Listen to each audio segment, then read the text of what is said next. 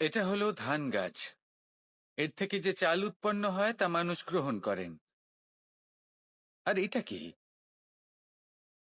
এ হলো জংলি ঘাস। একবার ভেবে দেখুন, যদি এই জংলি ঘাস ধান গাছের আশেপাশে থাকে তাহলে কি হবে? ধান উৎপন্ন হতে পারবে? তা উৎকৃষ্ট হতে পারবে? আমরা কি তা গ্রহণ করতে পারবো? কখনোই নয়।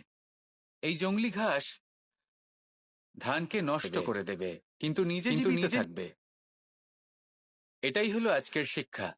এই সংসারে যদি আপনি নীতির পথে চলতে চান, উচিত কর্ম করতে চান, সংসারকে সেবা করতে চান, তাহলে জংলি ঘাসের মতো ব্যক্তিদের থেকে সবসময় দূরে থাকতে হবে। সেই ব্যক্তি যারা দুর্নীতি এবং মিথ্যা দ্বারা পরিপূর্ণ, যাদের ব্যবহার অশুভ, যাদের অনেক অশুভ গুণ রয়েছে, তারা সঠিক নয়।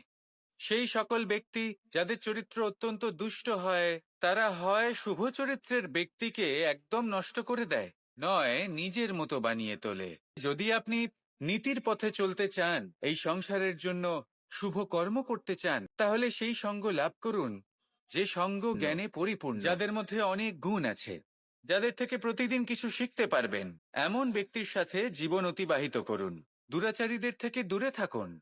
তবেই এই মন প্রসন্ন হয়ে বলবে, রাধা রাধা।